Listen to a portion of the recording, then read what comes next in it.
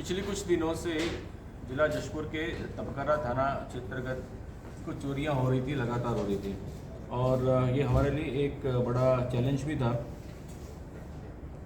Police ने इसके ऊपर बहुत अलग अलग किस्म के गिरोहों के ऊपर एक अच्छा इन्वेस्टिगेट किया, लोगों को आइडेंटिफाई किया और ऐसे 3 गिरोह को पता लगाया जो इस काम में यहाँ पे एक्टिव हैं। उसमें से एक गिरोह को क्रैक करने में हम लोगों ने सफलता पाई है। उसमें 6 आरोपी गिरफ्त में हैं। 2 अपराध किए जाने की इन लोगों ने स्वीकृति दी है और इन लोगों से करीब 3 लाख रुपए का सोना चांदी, उसके अलावा जो है करीब 75,000 कैश इनसे बरामद किया गया है।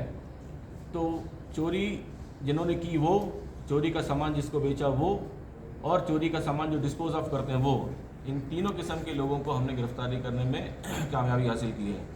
और इसके अलावा बाकी जो 2 गैंग हैं उनके भी पूरे डिटेल्स हमारे पास में हैं, उनके ऊपर वर्कआउट हो रहा है और उन लोगों को भी बहुत जल्दी हम गिरफ्तार करेंगे।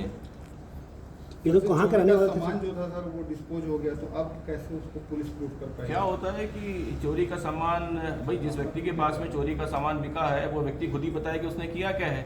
या तो उसने गला दिया, जैसे गलने का सामान भी हम लोगों ने जब्त किया हुआ, गला हुआ सामान जब्त किया हुआ है, तो किसको बेचा अब उसको पकड़ेंगे, अब वो बताएगा कि उसने आगे सामान क्या किया है, उसके हिसाब से फिर जब्ती होगी। कहाँ के सर आरोपी जो है जशपुर का भी है, आरोपी जो है वो गुमला क्षेत्र के भी हैं, पड़ोसी राज्य झारखंड के गुमला क्षेत्र के हैं और सामान जो खरीदा है वो भी जो है वो गुमला क्षेत्र के हैं।